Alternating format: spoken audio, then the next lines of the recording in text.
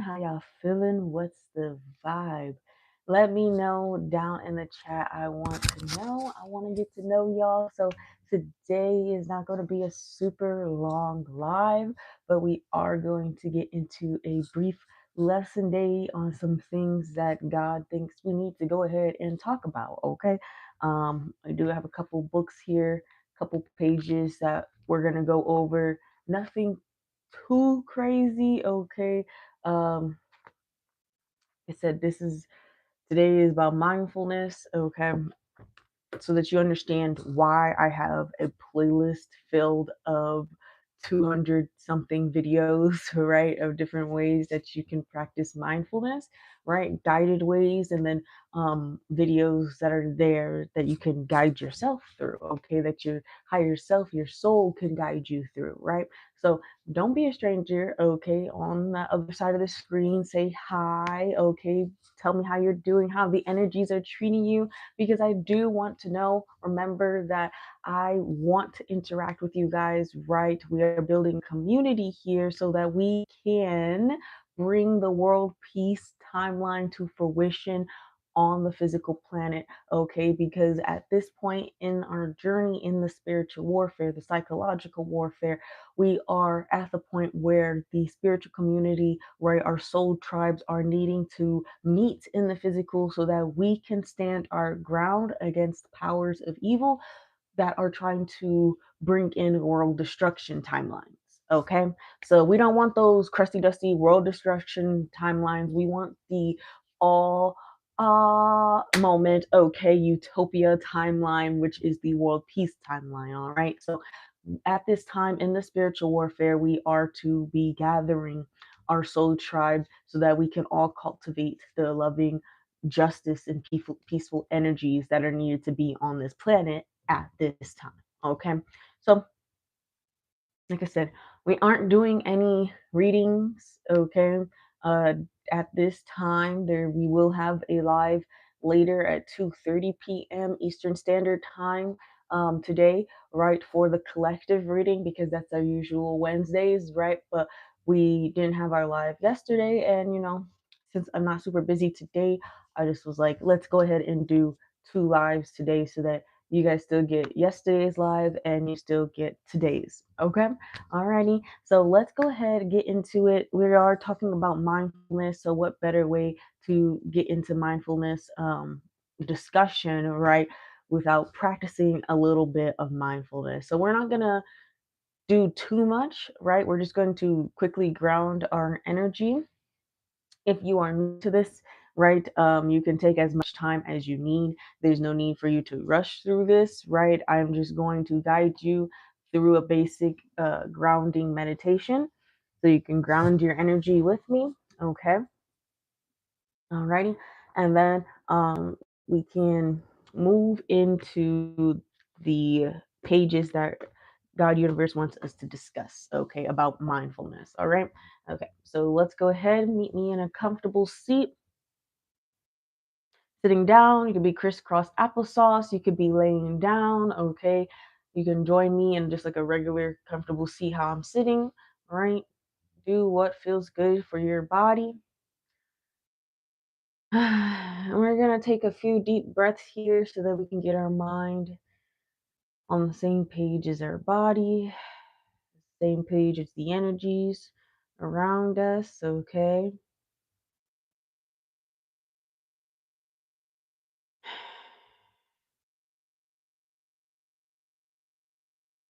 All right, close your eyes when you're ready. We are going to take an inhale. Feel the diaphragm all the way to the chest and exhale. Feeling stomach then rib cage when you inhale. Let it out on the side, exhale. Remember, if your mind is wandering, to return to your breath and focus on that, okay?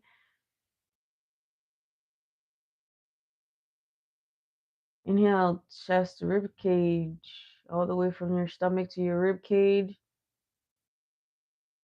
Exhale.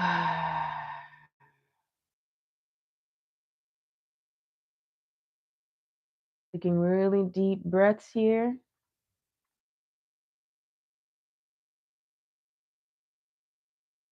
Inhale. Hold at the top. Exhale. Let it out in the side. We'll do a few more of those at your own pace. Inhale, fill your stomach and rib cage. Hold at the top and then exhale with the sigh. You got this. Beginning at your own pace.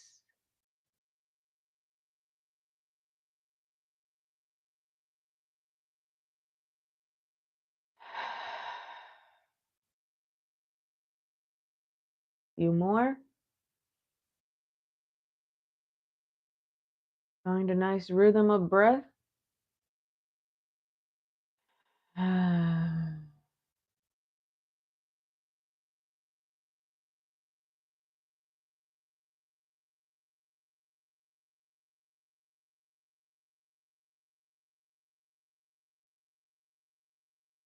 Do a couple more.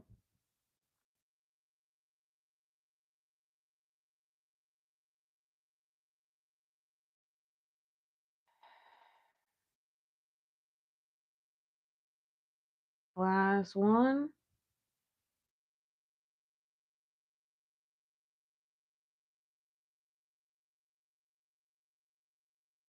Now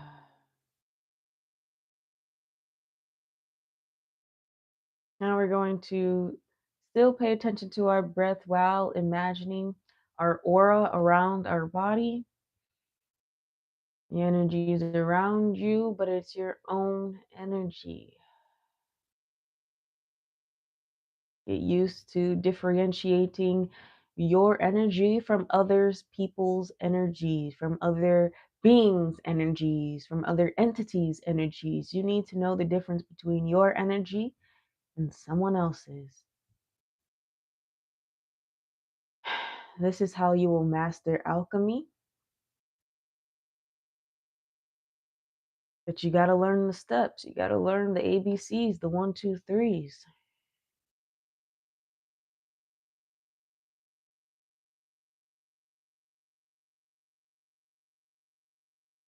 And using your clairvoyancy, your imaginative powers to help you.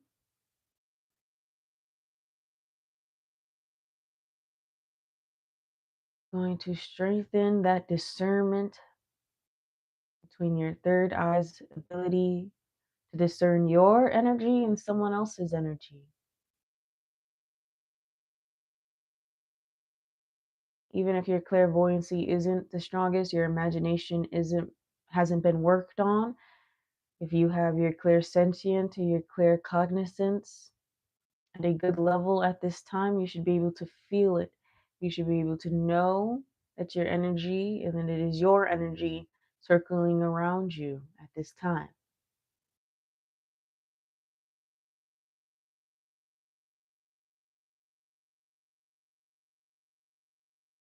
I'm aware of my presence, and I'm aware of every presence that steps into this live.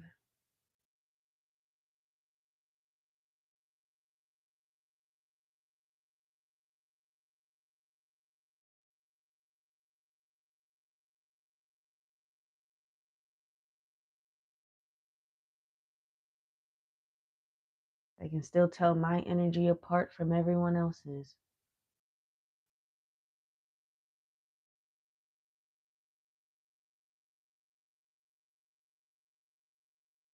If your mind wanders, return your focus back to your breath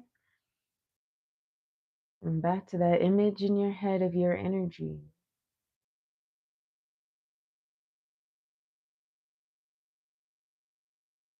Your body, your vessel doesn't exist at this moment, only your aura, your soul, your energy.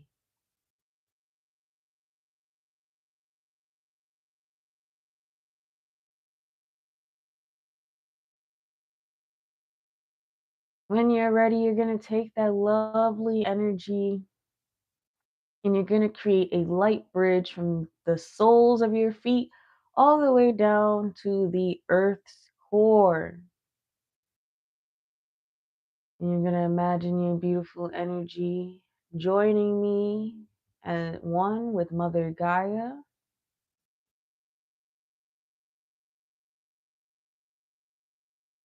going through that big light tunnel,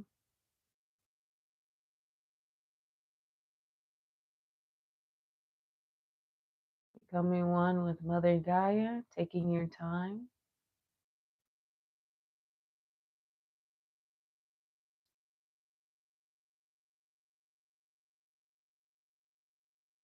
And when you're ready, you're going to imagine all that lovely energy being brought all the way back up that light beam through the soles of your feet, all the way up through your body to the crown of your head, your crown chakra.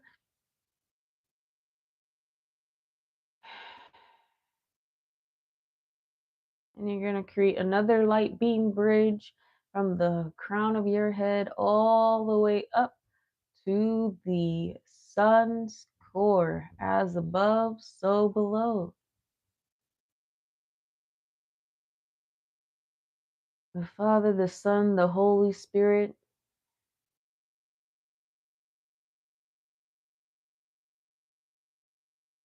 Father, the Mother, the Child.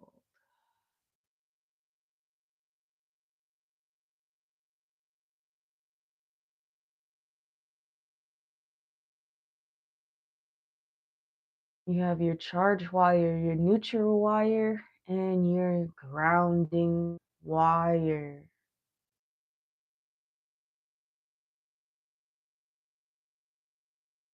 We're going to bring all that lovely energy back down from the sun core into our vessel.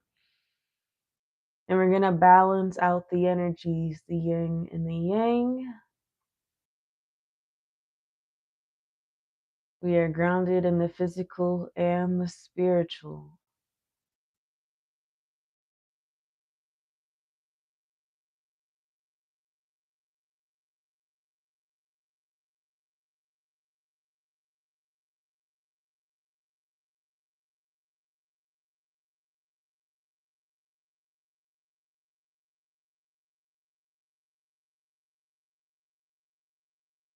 You should be feeling it in your higher three, but especially your heart chakra, as the energies balance themselves out. The higher three and the lower three chakras balancing themselves out in the heart chakra space.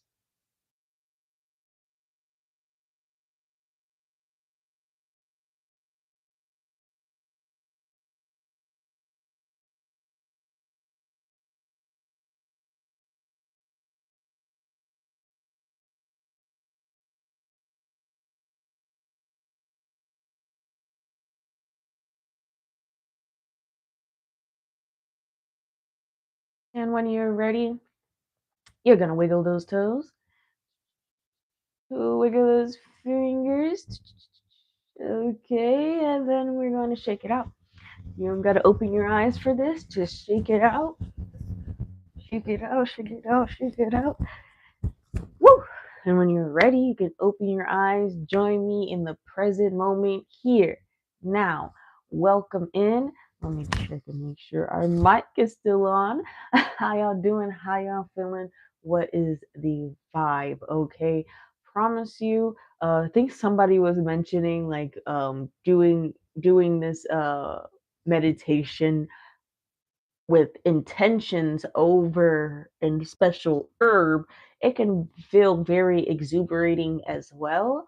But like I said, you don't need to, set your intentions over a special herb to get the same dopamine feeling. You know what I'm saying? To get that same rush of euphoria from the meditation. If you are doing it the correct way, you don't need outside influences to help you. Okay, I speak on this from experience, guys, because I have tried both ways, right? I'm not speaking on as someone who has never done a droga in her life. I'm speaking as somebody who has, right, took up the leafy part of the plant, right? As someone who has tried DMX and shrooms and things like that, right? To expand consciousness, I have taken those routes. I have done those things, right? So I'm not speaking on a I don't know what it's like. I do know what it's like. I'm speaking on the difference, though, right?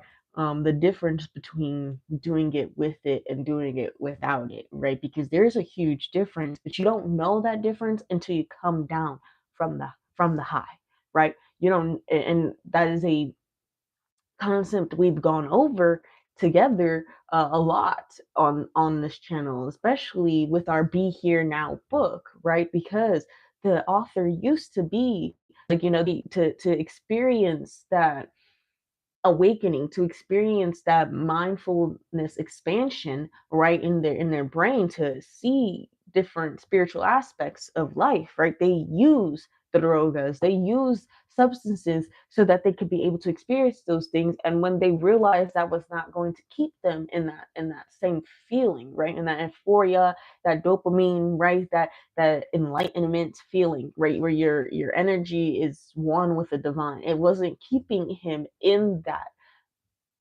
Therefore, he realized that he could do it without the substances, right? Especially that's why his whole journey took place in India, right? Because he had to learn from the gurus, from the shamans, you know what I'm saying, from the monks. He had to learn from those who have been practicing meditation and practicing without substances their entire spiritual journey. You know what I'm saying?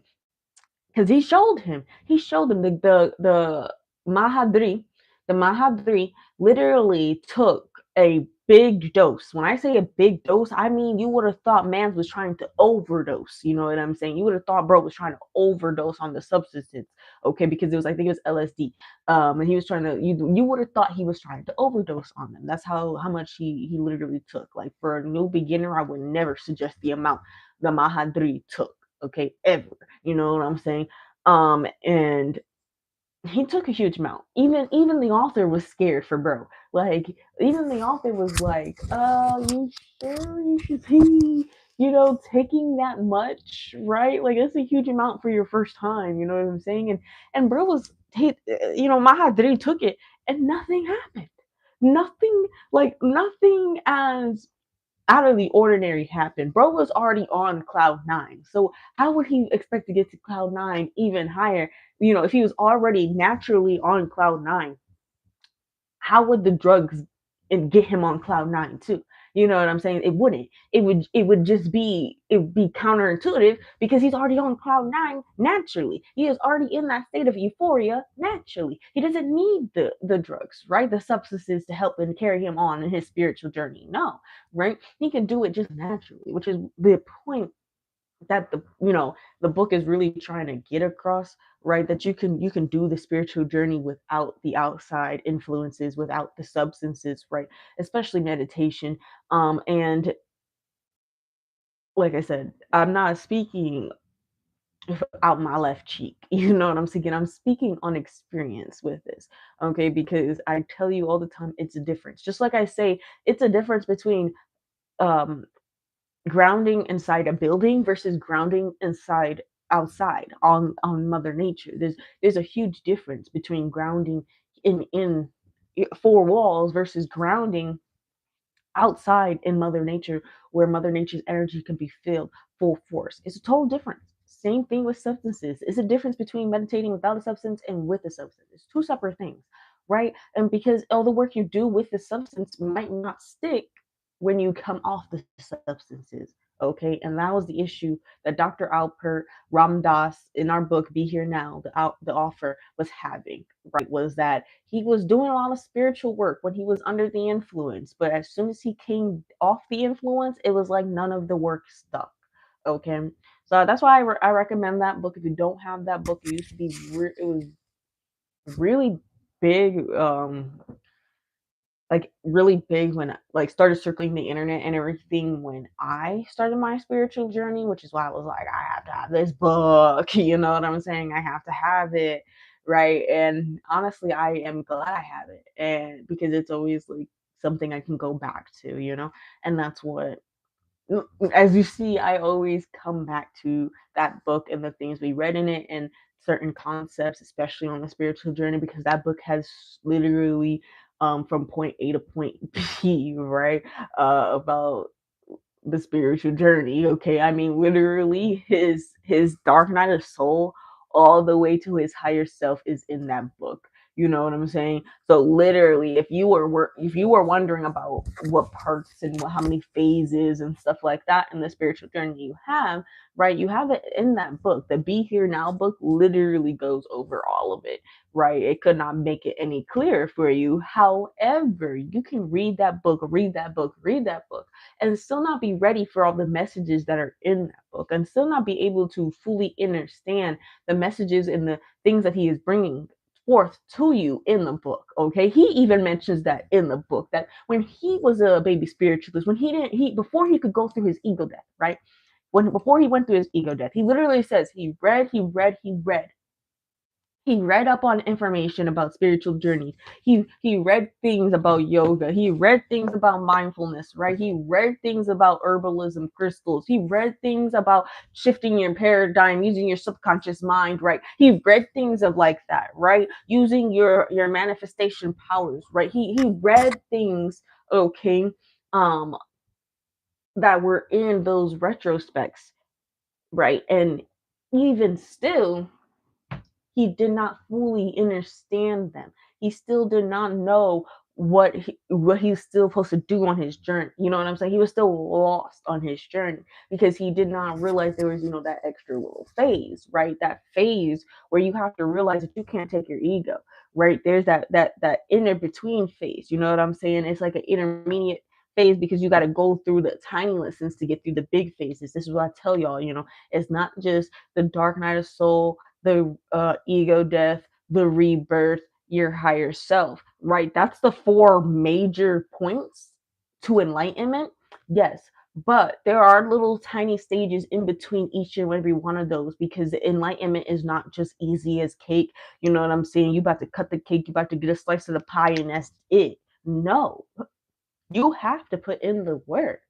You have to put in the work. And I'm not speaking as someone who isn't putting in the work. I'm speaking as somebody who constantly puts in the work, someone who is never, not say never, but someone who is not perfect. Okay. As someone who is not perfect, I am constantly putting in the work, constantly trying to find new ways to practice mindfulness. You know what I'm saying? I'm not perfect. I have my own things that I struggle with. You know what I'm saying? My own shadow that I struggle with, right? And I'm still learning and balancing that on top of this. We are not here as intuitive guides, as, you know what I'm saying, as sidekicks, and as those of us who are meant to lead in the spiritual journey, right? None of us are perfect. A lot of us have dealt with a lot of BS on this journey, a lot of it. Okay, a lot of things that we have had to overcome and heal from, right? And not like none of us are truly done healing. You know what I'm saying? Like there's still a lot of stuff going on, but we handle it a better way than we used to, and we are still growing, and we are admittedly telling you guys that we know we are still growing. There are things that we still haven't perfected this lifetime. There are things that we are still working on, right? But we are commanded, we are guided by the good Lord to share our experiences with you guys, because we want you guys to see that it's not alone, right? God wants you to know that you don't have to be perfect, but there's no excuse to not work on self, right? There's no excuse to not do the work, okay? That's where we're at in this journey, right? That there's no excuse, okay? I know I have my own things, and you guys know that when I am ready to share, I do share the things that I work on in my shadow. However, it is a constant battle, right? It is a constant wake up, do the work, right? Stay intentional, stay high vibrational. You know what I'm saying? Don't allow anything to, I keep checking if this is green.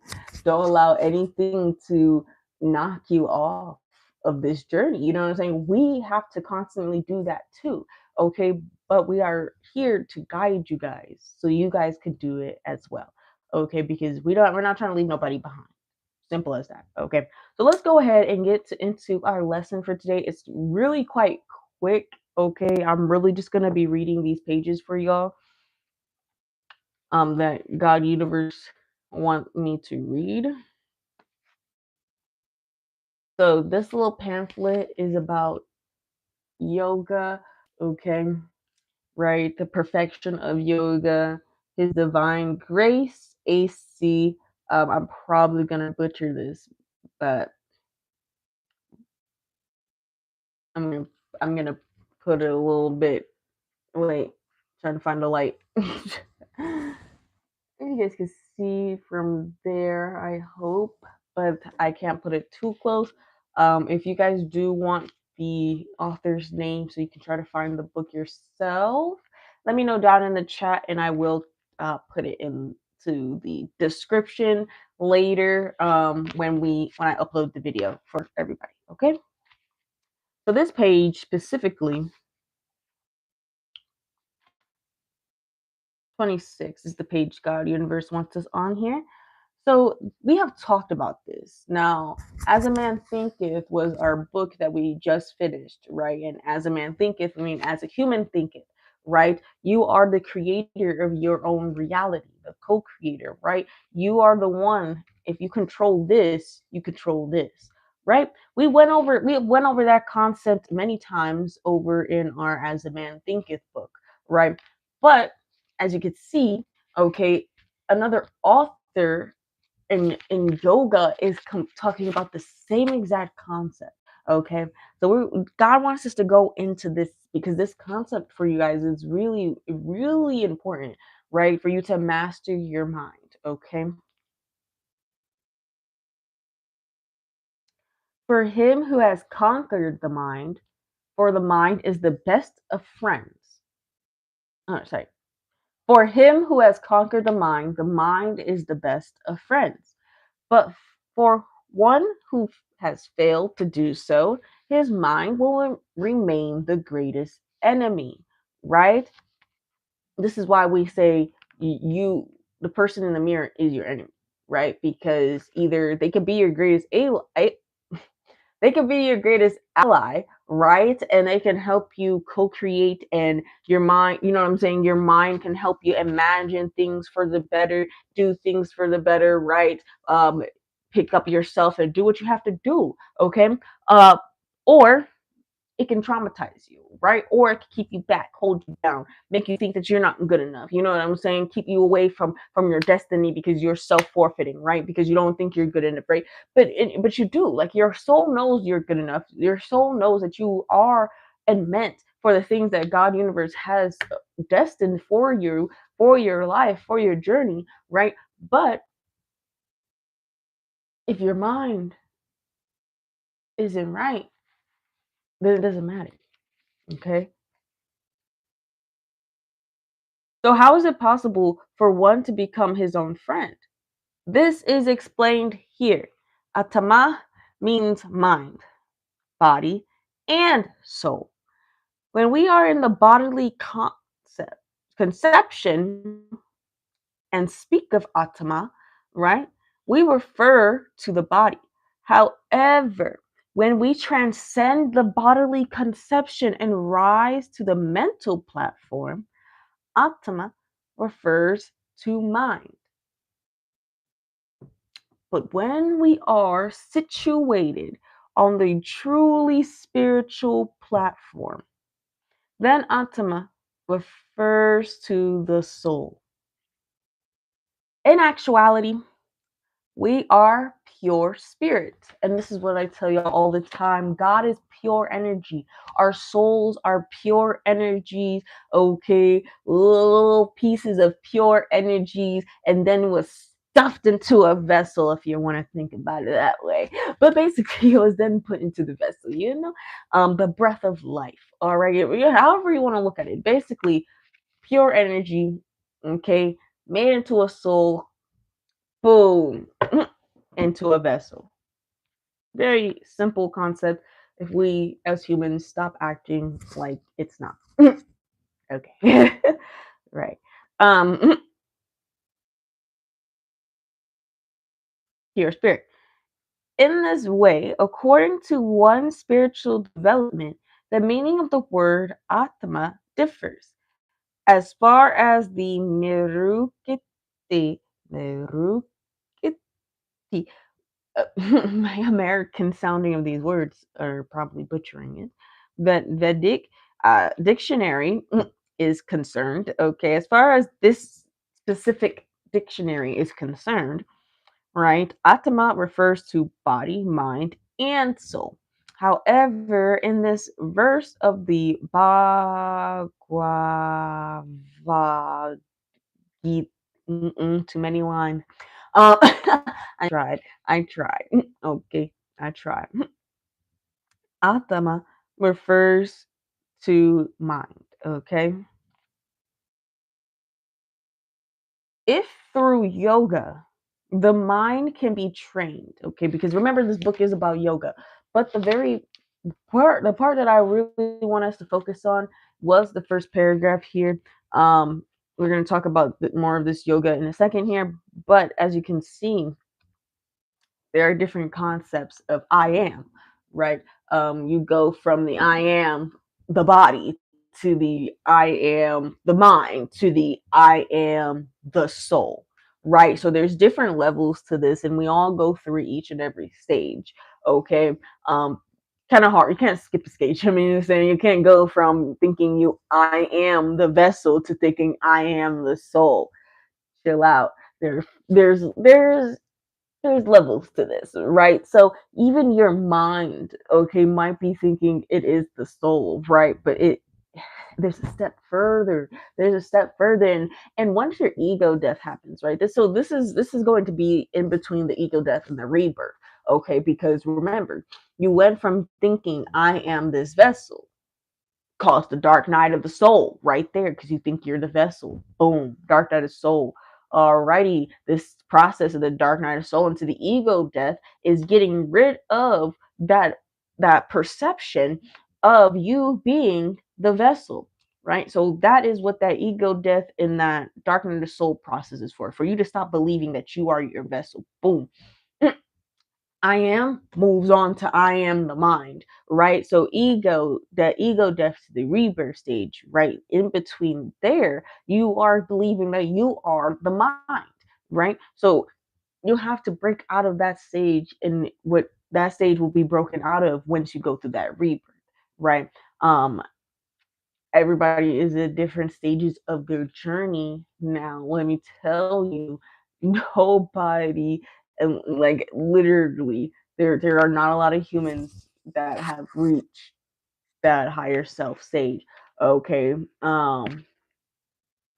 the sense that they are not fully enlightened.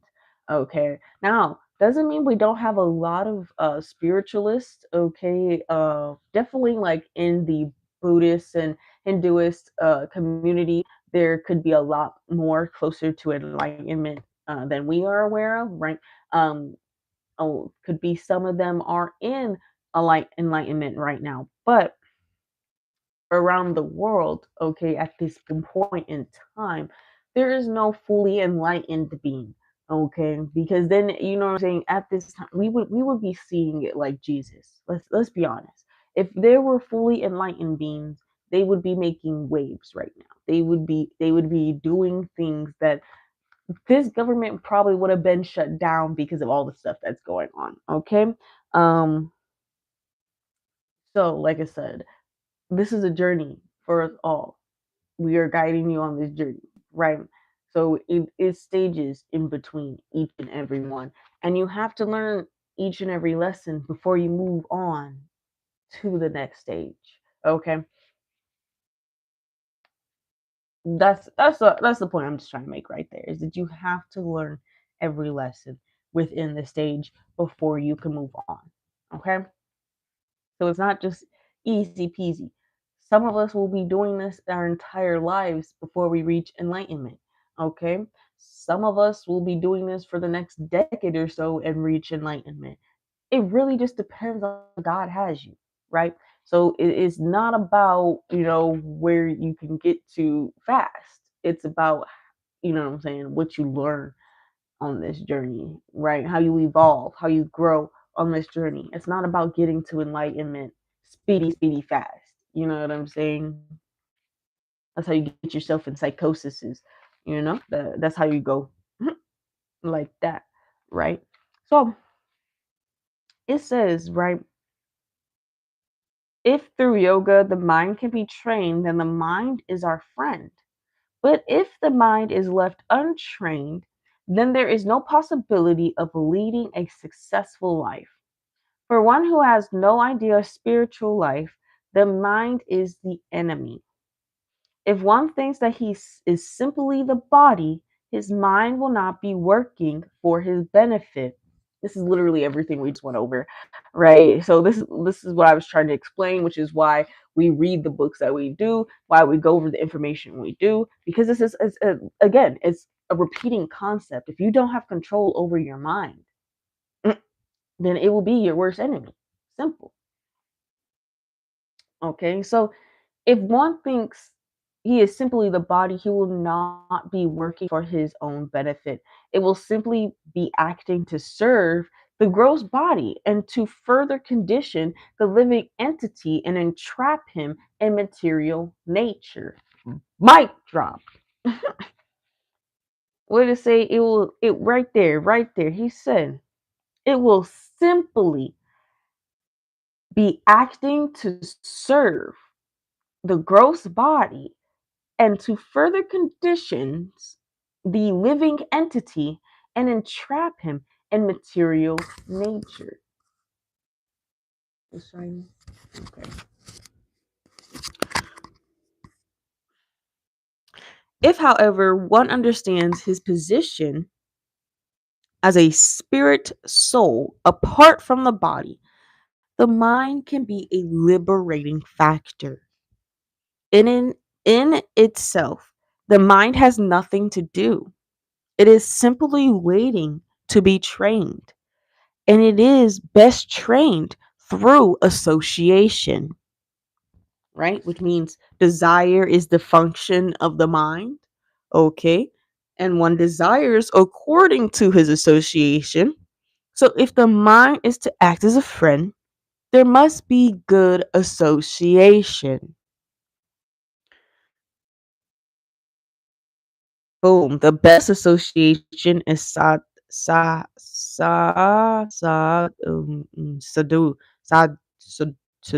I don't know what that A sound is because it has a line on top of it, so I could be butchering it. Um, but it is sadhu. That is a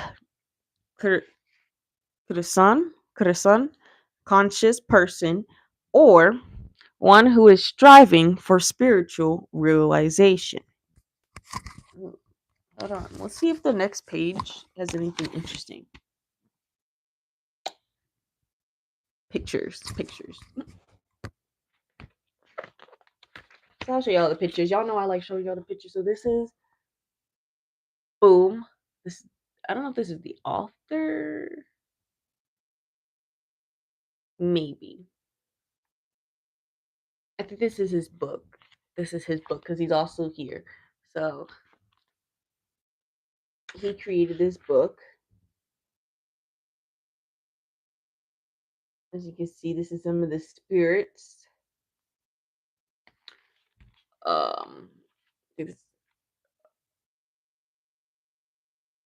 I'm not going to say which one because I want to say that I get Hinduism and Buddhism. I want to say this is Hinduism. I could be wrong. Let me check.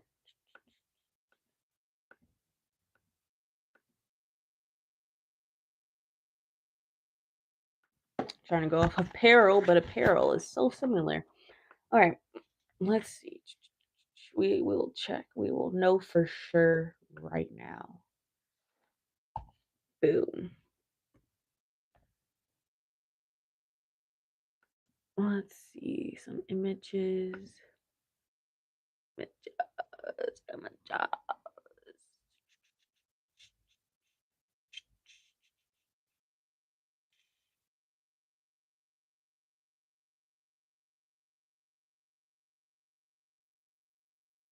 Okay, it could be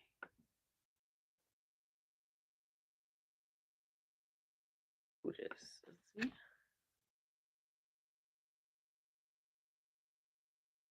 Okay, Buddhist. Okay, this Buddhist is yeah, definitely from the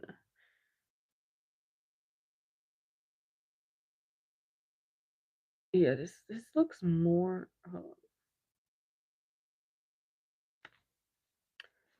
Buddhist. This is the makeup.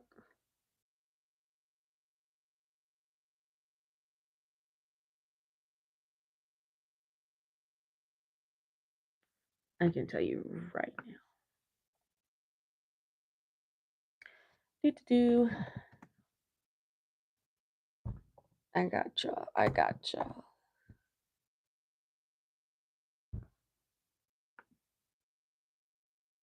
These are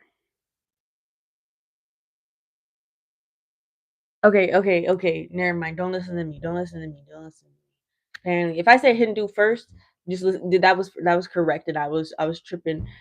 Apparently, I thought it was okay. But sometimes with Buddhist stuff and Hinduism, it can get confusing sometimes. Um, and that's not like to disrespect the different cultures. It's just that with the images, you gotta look a little harder because you're like, wait a second, I could be wrong. You can, and it's okay to be incorrect.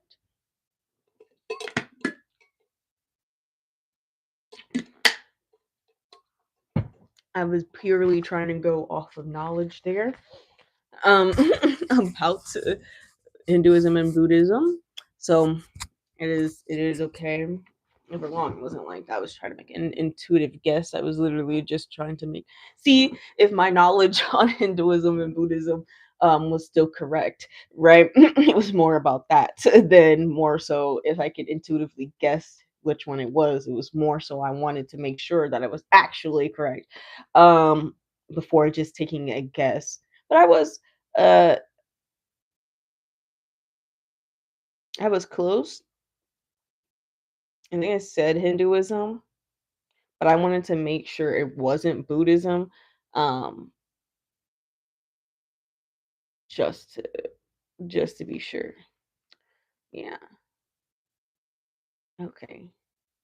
Essential and the sacred script of Hinduism. Period. So yeah, so this picture is I just wanted this to be culturally correct, okay, before we talk about where this image is from, right? Um As you can see, I even like this image because of like you can see the chakra centers in the body there. It doesn't show them as the color, but it does show them. It's kind of weird. Like it's not showing their colors, but it is showing like their where they sit. Okay.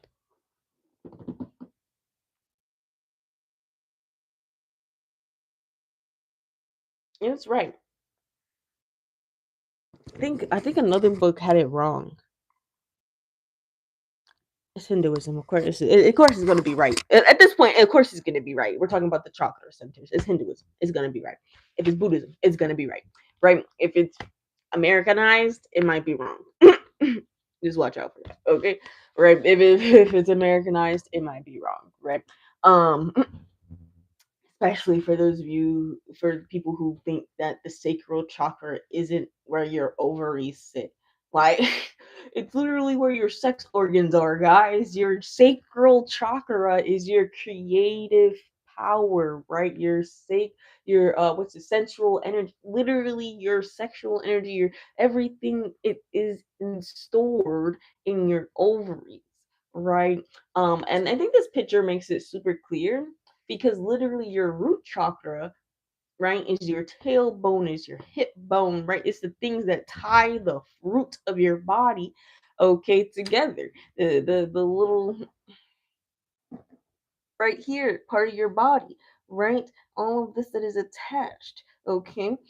Um to the spine, attach the spine to the rest of the body. That's where the root chakra sits in, right? Because guess what? Your fight, flight, or freeze is all situated right in that root chakra as well. What are you gonna do if you fight? What does that mean? Your legs need to get moving, right? If you gonna freeze, what that means your legs ain't moving, and if you gonna flight, right? That means your legs are moving, meaning the central part of your body, right? This part of your body, the spine connected to your legs, okay, is the root. The root here, this part here is the root here, okay? Sacral chakra is in here, okay? Right? Solar plexus in here. It is boom, boom, boom, boom, right? Now, this picture it puts it in distinct areas so you can tell, right? Because the heart chakra is going to be where your heart is at, right? Your throat chakra is here, right before your soul enters and exits right here on what your spine.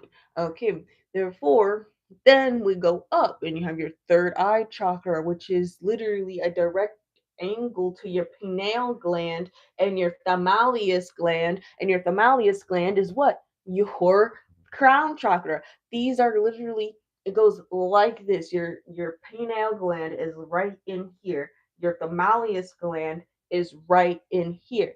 Okay, so now I'm getting into neuroscience. Okay, right? So literally, the chakra centers are, and I show y'all where they're at. Okay, what gland they in what body part, you know what I'm saying, they are represented by in the physical realm as well. Okay. All right. If you guys have questions, comments, or concerns, you know what I'm saying, let me know because everything we talk about is backed by science, even if science doesn't know it yet. So quickly, we're going to get into, I want you guys to practice this meditation at home. So I'm going to tell you how to do it. So I want y'all to go ahead, write this down. It is our lesson day, so you do need to be taking notes.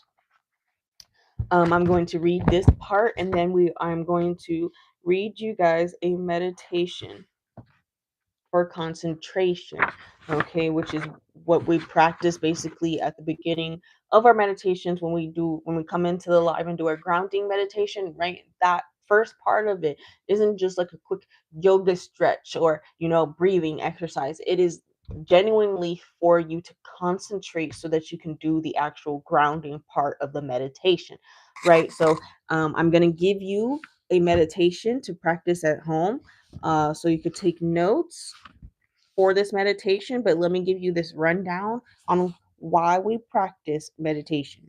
Okay. Well, a little rundown on everyday mindfulness and why you should be practicing it every day. Okay. So, my meditation is a powerful way to ground your mindfulness practice, okay, and gain lasting insights that carry into daily life. However, you can't spend all day sitting in meditation. Bringing mindfulness to your everyday activities and responsibilities can help create a more consistent state of presence. In this part of this book, right, there will be more exercises that can help you remain present with kindness and wisdom as you move through your day. And the more you practice this, the more easily it will come. What did I tell you? Practice mindfulness, the easier it gets. The easier it gets, I promise. Remember, this is a practice. It takes patience and persistence to train and retrain the mind. Okay, that's what we're doing with mindfulness, with yoga, with breath work. Right, we're retraining the mind. Okay, because the mind is centered in a way to believe, to think, to act in a way, right, that is trained from very young. Okay, very young. From since you're a baby, you are trained to think, feel, do certain things, right? That once you start coming into mindfulness, those things aren't as helpful as they once were, right? They don't have as much substance as they once did, right? And you are retraining the mind so that you don't think or act react or do things on impulse. You know what I'm saying? So that you don't just react it right on situations when people are doing you're retraining the mind, okay, through this practice so that you're able to have more control over your day, right? You need to be able to control your own actions, your own thoughts, your own feelings, right? Your own subconscious. But because before you can help, before you can do, you know what I'm saying, anything, you have to before you yeah, before words, before you can help, right? On this journey, be of use on this journey, you do have to have these things under control, okay? Because that's the best way to help yourself is to have these things under control. But it takes practice, it takes time, right? This is not going to be things that everyone gets through right away. Now they have a bunch of examples that if you guys want an example um for this, I think the best one is the wake up one, the waking up with awareness. Okay. Especially since I'm always telling you guys to wake up. Right. When you wake up, do your mindfulness, do your meditation. When you go to sleep, do your meditation. There's some about journaling, um, meditation bath, right? Which would it be like good words today, right? You can even put this within a spiritual bath, right? If you do a mindful bath, right? Sometimes you can take a mindful shower too, right? You can take a mindful shower. It doesn't have to just be a mindful bath, but you can take a mindful shower, right? There's a lot. They have a lot of different. Okay, so see, they have the bedtime mindfulness one and the daytime one. So um, I think I might make a video. We might make a video on those two, right? For you guys because I think those are very important for you guys to have so that you guys can practice this at home. These both take 10 minutes, which is like the ones I tell you guys to do in our mindfulness playlist, right? Those take about 10 minutes too. I'm gonna bookmark these mindful cleaning, right? It's on 69, isn't it? Yeah, waking up. Okay, so I have bookmarked those pages for y'all so that we can come back to them later. But right now, I want you guys to grab your notes and get this concentration meditation down so that you guys can practice this at home. So this is 20 minutes.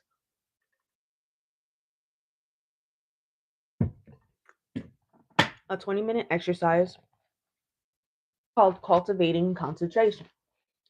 So a lesson that it taught in exercise 7 was that every breath counts. You used breath counting to help build concentration in the mind for a short period of time.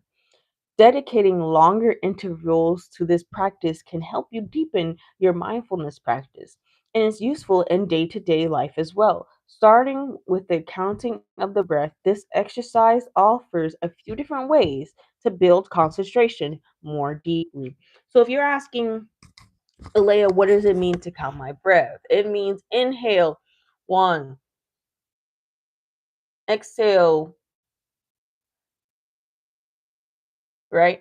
That's what it means. Because I couldn't stay on track, but that's what it means when you're inhaling for 4, exhaling for 4, right? Inhaling for 6, exhaling for 8, right? That's what it means to count on breath. Okay. As well as breath work. If you're doing your breath works, right, you can do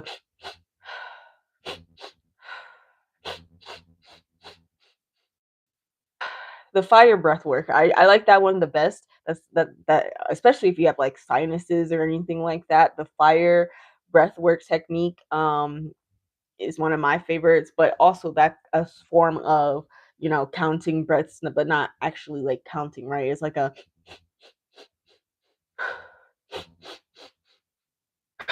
Like, you know what I'm saying? Like you're doing that. And then even some of them you don't do the exhale, right? It's just the like you just keep going, you know what I'm saying? And it gets pretty crazy, but it's very empowering for the body. That's why I have the breathwork videos in the mindfulness playlist as well. As you can see, breathwork is very important when it comes to mindfulness. When you're doing meditations, like I don't know, I just feel exhilarated just doing that little, like just doing that. Like I feel like I don't know, might have to go do some breath work after this, because that just felt really good. Um, but yes, so that's how you count. Okay, so if you wanted to know how you count, right, write it down. You count in, breathe in for 4, breathe out for 4, right? Just this is same. These are techniques that I learned with my acting courses, right? Because I take in acting classes as well as with my choir classes, right? Because I was in choir my entire life. So we had to know how to use our diaphragms to be able to sing, right? We had to know how to use breath. We had to use breath work because we needed to know when the appropriate time was to take a breath. As you guys can see, I can talk and talk and talk and talk and talk and talk without having to take a breath because I know when to breathe, right? Okay. All right. So the steps. These are the parts that you're going to be okay. Even that breath counting thing, make sure it's in here, but so the steps. So after you settle into your posture, okay, whether this is laying down, crisscross applesauce, child's pose, you know what I'm saying, sitting up like I am, and I forget what sitting asana is, but you in a pose like this, back straight, you know what I'm saying, about to kumbaya this, right? So anywho, whatever posture feels great for your body, that's where you're gonna begin counting your breath. Okay, in for 4, out for 4. Okay, so then you want to focus the intention on body breathing. Okay, body breathing. And this is literally the meditation I walk you guys through. Like, I just started reading this and I'm like, this is literally the meditation I walk you guys through all the time. Okay, when we come up on here and we do our mindfulness, this is that meditation. The concentration meditation is such a ooh, okay, let's get into it, right? So when you're going to focus your attention on the body breathing, right? And bring the mind back every time it wanders. Practice like this for the first 5 minutes. This is why I take time for us to do the breath, right? For us to do a little neck roll, which apparently we probably should have did, right? Because I don't know about you, if you are an empath just like your girl, right? So much energy gets trapped in here, right in here, especially like in this upper back, like so much energy gets trapped there that I genuinely have to work out my body and stretch and literally unburden the energy off of my body. You know what I'm saying? So and this is really could be good for you too if you are an empath, right? And you experience a lot of energy in here, like in this upper part of your back and in your neck, right? But sometimes, like I said, sometimes we do our neck rolls and sometimes we just come in and we focus on breath, right? And so basically, it's not like you're going to be doing anything different than what we do for the first 5 to 10 minutes of the live, right? Where we come in and we do our mindfulness, we focus our attention on our breath, right? And then on our energy so that we can be able to differentiate our energy from other people's energies, right? And that takes concentration. That takes practice, just like this. This is a 20-minute meditation. We do it in like 10. In actuality, if you are new to this, it should take you 20 minutes, right? Um, However, I am more advanced in meditation and in yoga, right? So for me, it's not it doesn't take that long, okay? Um, but for you guys, I want y'all to take your time with this. Right. So practice like this for the first 5 minutes. You're going to just focus on your breath. You don't need to put on any timer or anything like this. Use feeling. Okay. So once you feel like you've concentrated on your breath for long enough, okay, I got a lot of binaural beats as well as high frequency music in the playlist that you can use that are over an hour long. So if you feel like you've been sitting there for 5 minutes listening to one of those tracks, boom. You feel like you've concentrated and you have a good center on your breath, right? And over your mind, okay? And you aren't super wandery, right? Then get into it. Get into that woosah. You know what I'm saying? Get into that mode, okay? And you can move on to the next step, right? Let go of the counting. We're done with counting. First 5 minutes, we've been counting, focusing on that counting. We're done with counting. But stay with the breath, okay? You don't have to count it, but you do have to stay focused on breath, right? So mindfully watch the breath with your full awareness. Okay, full awareness means, right, you aren't allowing your mind to wander. The only thing on your mind right now is that your breath is going. That's the only thing on your mind, promise. Yes, does this take a time, especially since y'all know that my max right now is 3 hours. So yes, imagine 3 hours of only focusing on right, and whatever else you're trying to. I think during that meditation it was very personal for me and my spirit guides. So you know what I'm saying, we were definitely focusing more on feeling my spirit guides, right, talking to them, right, understanding their energies around me. So you know what I'm saying, yes, it was actually a long one for that one in particular, but yes, depending on what it is your focus is for the meditation, right? It could simply just be you focusing and concentrating on your breath and keeping your energy steady. Okay, so yeah. Boom. Right. So noticing if it becomes more difficult without the counting. Okay, so if you can't focus on your breath without doing the in 1 2 3 4 out 1 2 3 4 in 1 2 3 4 out 1 2 3 4. If you cannot focus on your breath without doing that, we are going to go back to step one for another 5 minutes, right? So do not cross this next step.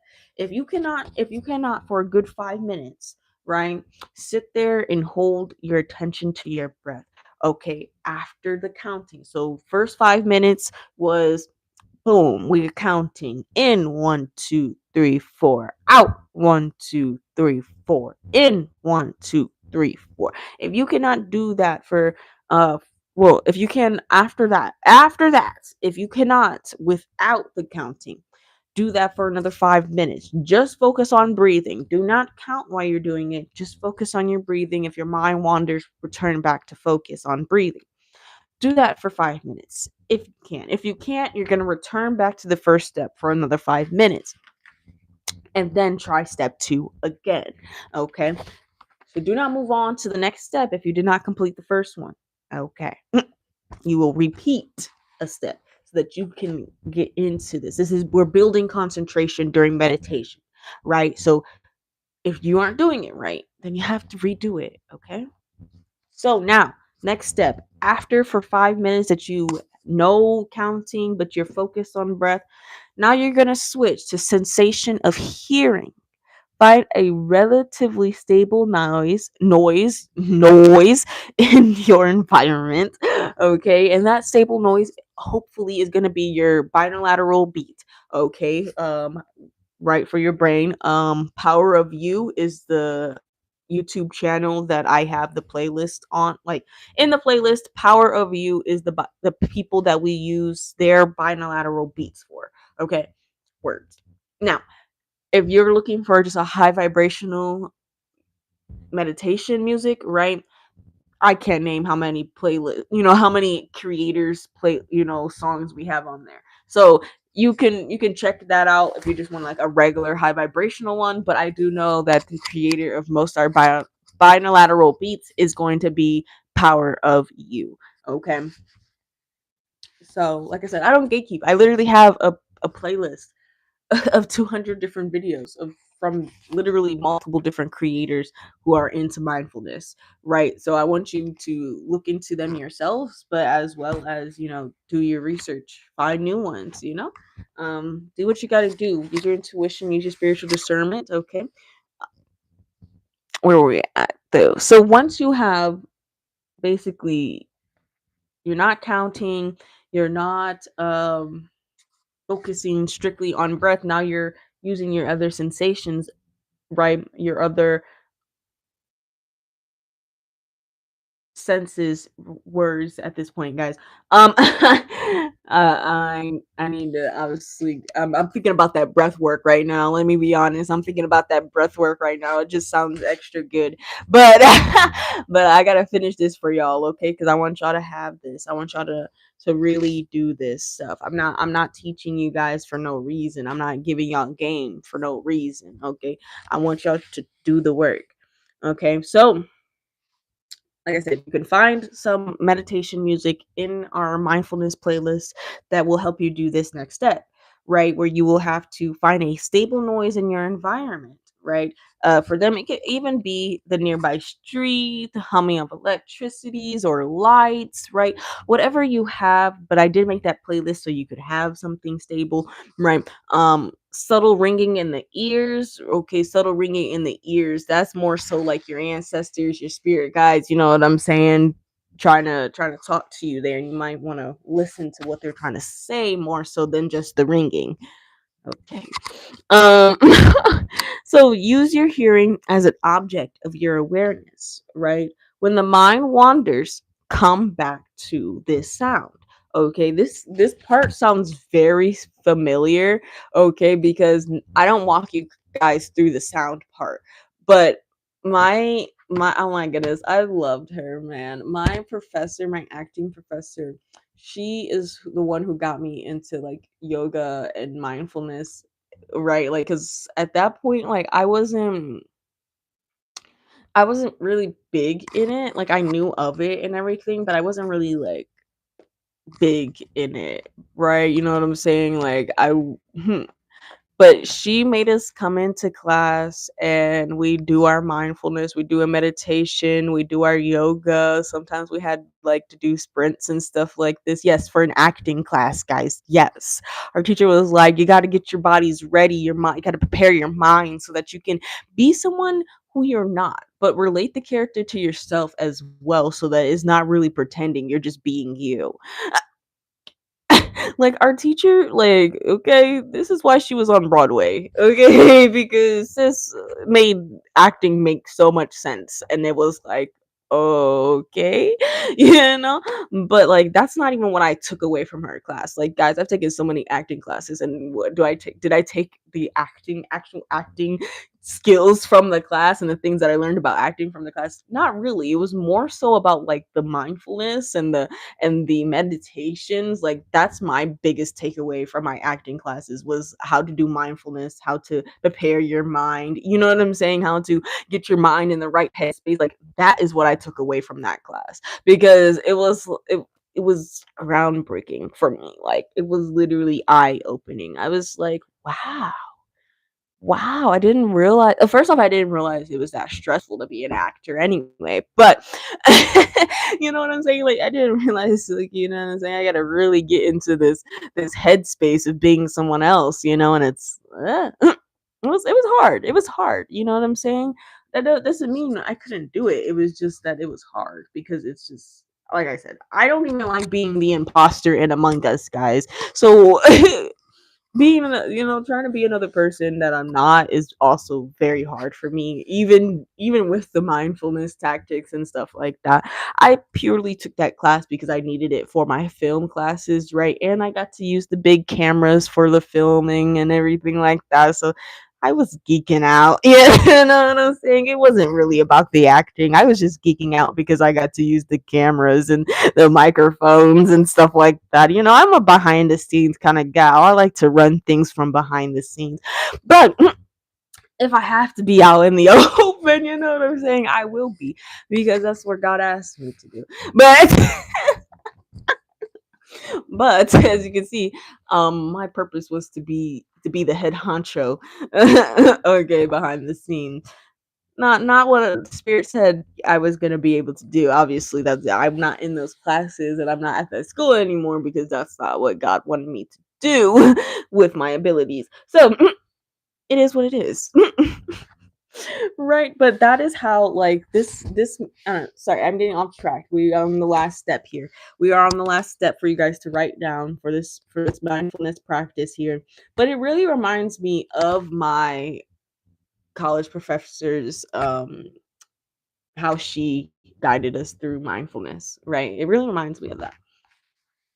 She'd make us literally do sound, right? Do literally I think one time there was literally a plane or it was raining. Okay, so we do this every time we come into class. So the one time there was a plane passing by and we were doing this sound, like what did you hear while we were in the meditations? And we would have to tell her, you know what I'm saying, like what we were listening to. Okay, like what was that noise that you heard, right? Well, what was the noises? It was like, oh, I was listening to the rain pitter patter, or I heard an airplane go by and I was listening to the droning sound of the airplane, you know what I'm saying?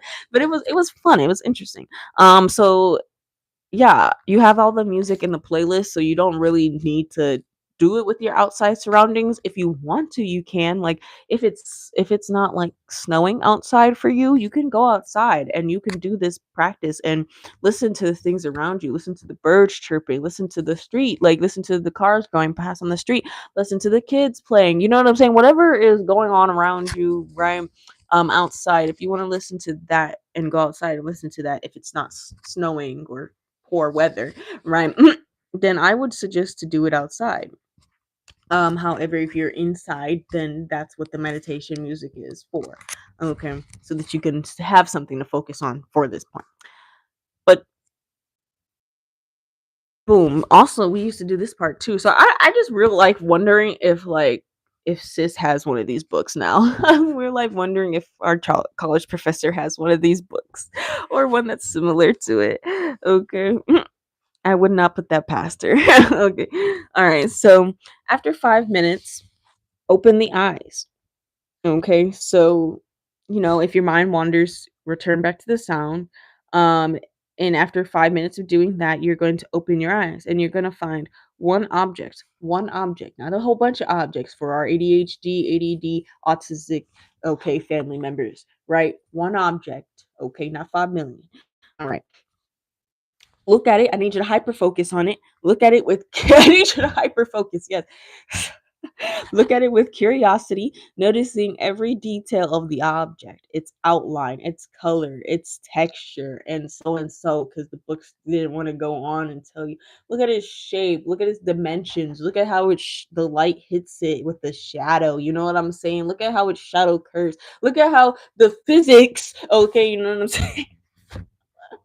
Is keeping that object standing. How gravity, you know what I'm saying? Start going into some scientific topics there. You might, Okay, so when other sights, sounds, or thoughts distract you, all you have to do is go back to focusing, hyper focusing on that one object. Don't let it be your phone though. Okay, let's just go ahead and cross out electronics. Okay, let's go ahead and cross those out.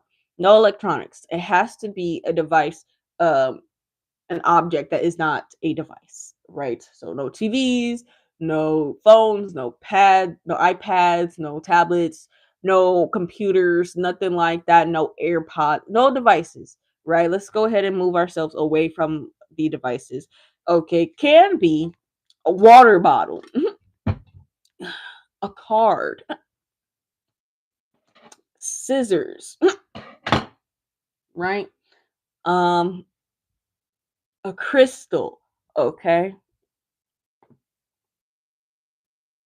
Glasses, you know what I'm saying? It could be literally anything you got on hand that's gonna be quick and handy for you to look at. Okay, not you have to search 5 minutes, 5 miles for it. Okay, because I mean, if you already have the steps down, then you really should have what you're going to look at, what you're going to listen to already prepared, so you don't have to do too much moving once you're in your spot, right?